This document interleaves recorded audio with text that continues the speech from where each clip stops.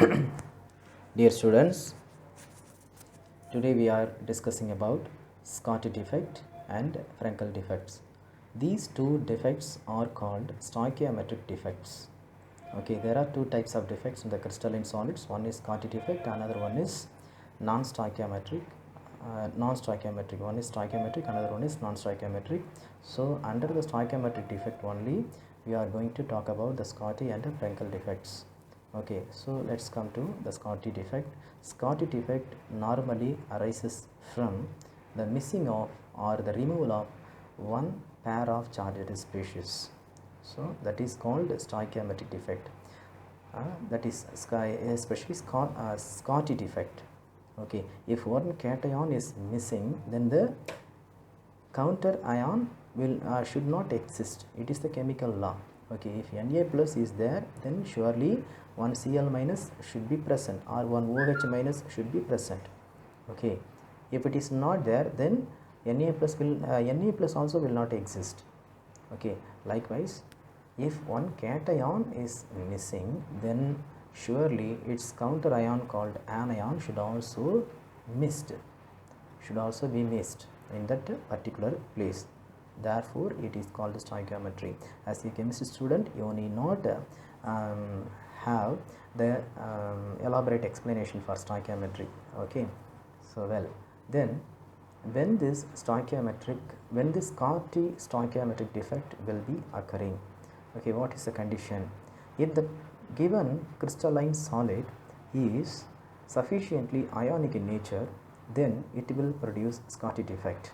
Okay, then what is called a sufficiently ionic means when the ionic compound will be formed. If a compound is said to be an ionic, what may be the main criteria? The given cation and anion should be almost similar in size. Okay, if the cation and the anion, either they are both may be larger or both may be smaller, it is none of business. It is not a matter, but both should be almost similar in size. If both of them are similar in size, then this type of Scotty defect occurs. Then what may be the result of this Scotty defect? If a given cation or anion is having almost high coordination number, then this type of Scotty defect will be occurring. Then finally, their example. Okay, as you have seen, then finally the example, sodium chloride, cesium chloride. So these type of ionic compounds, that is water soluble ionic compounds only will be you should not confuse about the water soluble, especially ionic. So ionic compounds will always give this type of Scotty defect. So next we will move on to the Frankel defect. What is called a Frankel defect? So it is also like a Scotty defect, but small difference. In the Scotty defect, you are finding that the removal of one pair, but here not the removal but the dislocation of the particular smaller size cation. Okay, are you able to follow? In the Scotty defect, the complete removal of the one pair of electronic species from the crystalline solid. But here in the Frankel defect, you may find that none of the ionic species will be removed from the solid, but the dislocation of the given small size cation into somewhere else, that somewhere else means interstitial position. Okay, I think you might have clearly seen in the diagram, that the given diagram. Okay, then why this occurs? As I said already, in the Scotty defect there are two similar size cation and anions, but here if the size of the cation is small and the size of the anion is very large, then the given smallest cation will be moved to the biggest largest anionic species. Okay, so after quitting that place, especially the cation, the given cation.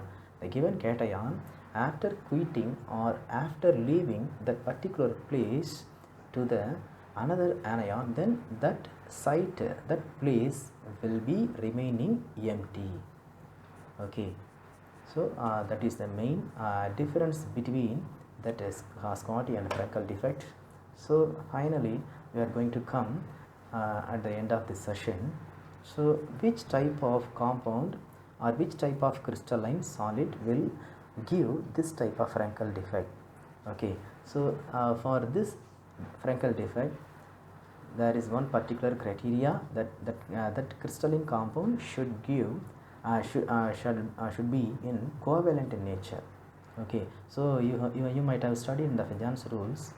I think so. I hope you might have studied the Fajans rule of the in the inorganic chemistry. In the Fajans rule, what Fajans says that if the in the ionic compound, in the given ionic compound or ionic crystal, the cation is looking very small, and if the anion is very large in nature, then there may be the polarization between the cation and anion. If the polarization occurs, then there will be the possibility of arising a covalent bond.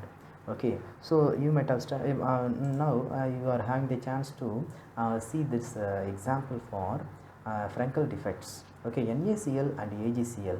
Okay, NaCl is meant for Scotty defect, but AgCl is meant for Frankel defect.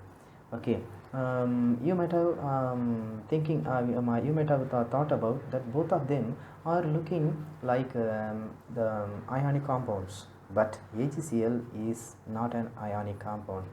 Okay, and AgI also, it is also not an ionic compound. Okay, so now you may be surprising that sir, why you are saying like that? Actually, what will happen, the size of Na plus and Cl minus are almost same. Okay, but in the case of Ag and Cl, the size of Ag plus is small and Cl minus is big, large. So the size variation will be governing for will lead to the covalent in nature. Okay, so thank you my dear students for watching this video patiently. For your doubts and feedback, please kindly type this please kindly go through the comment section and register your feedback. Thank you.